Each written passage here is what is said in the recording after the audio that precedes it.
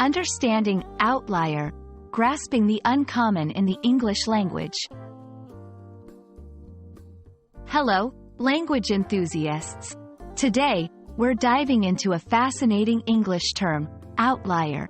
This word may sound a bit technical, but it's actually quite common in everyday English. Understanding its meaning and usage will not only enrich your vocabulary but also enhance your comprehension of English texts and conversations. So, let's explore what makes an outlier stand out. Outlier is a noun that originally comes from statistics, but it's used in a broader sense in everyday English. An outlier is something or someone that stands out from the rest, often because it is very different or exceptional. Imagine a group of things or people where most are similar, and then there's one that's noticeably different. That's your outlier. 2.1 in statistics.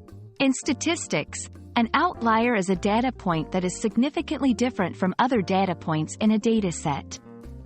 It's like having a group of numbers, and one number is much higher or lower than the rest. 2.2 in everyday language. In daily conversation, when we call something an outlier, we mean it's not typical or usual. For example, if someone is much taller than everyone else in their family, they might be described as an outlier. 2.3 in social and cultural contexts. An outlier can also refer to a person who behaves or thinks differently from others in their group or society. This usage often carries a nuance of someone who is not just different but also exceptional or extraordinary in some way. Let's see how to use outlier in various sentences. 1. In a class of quiet students, the one who talks all the time is an outlier. 2. The data from the last experiment had one outlier, which we had to exclude for accuracy. 3. As an artist, she was an outlier in her family of engineers. Notice how the term fits smoothly into diverse contexts, always pointing to something unusual or exceptional.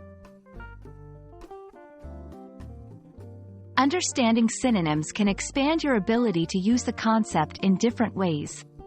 Common synonyms for outlier include aberration, anomaly, exception, deviation.